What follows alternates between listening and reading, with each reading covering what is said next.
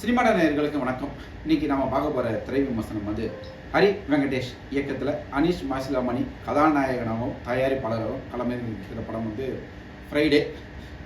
இந்த படத்துக்கு ஏன் ஃப்ரைடே வந்துச்சு அப்படின்னு சொல்லிட்டு கேட்டோம்னா அது வந்து நமக்கு வந்து இந்த படத்தில் வந்து வச்சிருக்காங்க ஒரு ஃப்ரைடே அப்படின்னு சொல்லிட்டு. இந்த படத்துடைய கதை என்னன்னு சொல்லிட்டு பார்த்தீங்கன்னாக்கா, மைம் கோபி அவர்கள் வந்து ஒரு மிகப்பெரிய ஒரு டான், பல்வேறு பிஸ்னஸ்கள் அடியா கட்ட பஞ்சாயத்து ரவுடிசம் எல்லாமே பண்ணிட்டு இருக்கார். அவர்கிட்ட வேலை செய்கிறது தான் நம்ம கதாநாயகன் வந்து அனீஷ் மாசிலாமணி.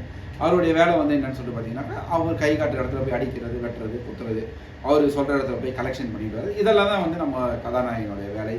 இப்படி இருக்கிற கட்டத்தில் மைம் கோபிக்கு ஆப்போசிட்டாக இருக்கிற ஒரு ஆளை இவங்க வந்து கொலை பண்ண முயற்சி பண்ணுறாங்க. அப்படி முயற்சி பண்ணுற இடத்துல நம்ம தீனாவும் கூட இருக்கிறார். அவர் கூட தீனா வந்து கத்தியில் குத்திட்டு அவன் வந்து தப்பிச்சு ஓடி வந்து ஒரு சின்ன வீட்டில் வந்து உட்காந்துருக்காங்க. அங்கேருந்து ஒரு சின்ன ஃப்ளாஷ்பேக்கு. அப்போது தீனாவுக்கு வந்து நம்ம அனீஷ் மாசிலாமணி வந்து சொல்கிறார், ஏன் அவனை கொலை பண்ண முயற்சி பண்ணோம் அப்படின்னு சொல்லும்போது, என்னுடைய தம்பியை வந்து அவன் வந்து கொண்டுட்டான் அப்படின்னு சொல்லிட்டு சொல்கிறாரு. இப்படியான காலகட்டத்தில் இப்படி கதை வந்து நகர்ந்துக்கிட்டு இருக்கும்போது நம்ம தீனா வந்து ஒரு கட்டத்தில் அனீஷையே கொலை பண்ண முயற்சி பண்ணார். ஏன்டா அப்படி பண்ண அப்படின்னு சொல்லி கேட்கும்போது பார்த்தா, அனீஷோடைய வீட்டில் இவர் நம்ம தீனாவுடைய வீட்டில் வந்து ஒருத்தர் வந்து இறந்து கிடக்க, அவங்க அம்மாவையும் கொண்டுடுறாங்க, 2 பேரையும் கொண்டுடுறாங்க. அப்படி கொண்டுட்டு ஓடி வரவர் யாருன்னா நம்ம கதாநாயகனுடைய தம்பி ஒருத்தர். அவரும் ஒரு மைண்ட் கோபிக்கிட்டு வேலை செய்கிற 2 பேரும் சேர்ந்து கொண்டுட்டு ஓடி வராங்க. இப்போ தீனா வந்து ரிவெஞ்ச் எடுக்கிறதுக்காக அந்த நம்ம கதாநாயகனுடைய தம்பியை கொண்டுடுறாரு. இப்போ அதை கொலை பண்ண சொன்னது இவன் தான் சொல்லிட்டு இவங்க கூட சேர்ந்து இவங்களை பழிவாங்க, அந்த வில்லன் கூட சேர்ந்து இப்படி வர ஒரு கதை தான் வந்து ஃப்ரைடே.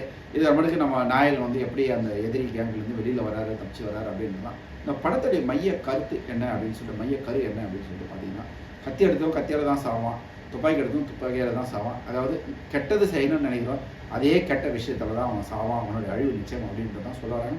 இந்த விஷயம் வந்து நம்ம தமிழ் சினிமாவில் பல ஆண்டுகளாக பல திரைப்படங்களில் வந்து போட்டு அடித்து உடச்சி புரட்டி எடுத்த ஒரு கதை தான்.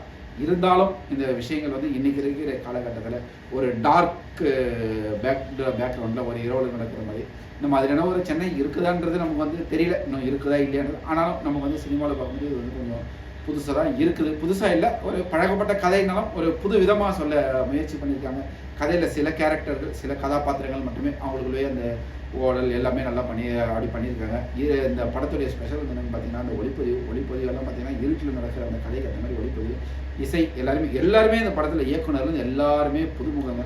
எல்லாருமே அவங்களுடைய பங்கை தங்களுடைய சக்திக்கு மீறி வந்து போட்டிருக்கிறாங்க அப்படின்னு தான் சொல்லுவாங்க. ஏன்னா எல்லாருடைய உழைப்பும் அந்த மாதிரி இருக்குது. ஆனால் கதை மட்டும் நம்ம அரைச்ச மாதிரியான ஒரு ஃபீல் தான். இருந்தாலும் இந்த ஃப்ரைடே அப்படின்றது அவங்களுக்கு வந்து இந்த ஃப்ரைடே ரிலீஸ் ஆகிற படம் வந்து ஒரு புதுமையாகவும் புது உத்வேகத்தையும் தரும் அப்படின்னு சொல்லிட்டு நம்ம வந்து நம்புவோம்.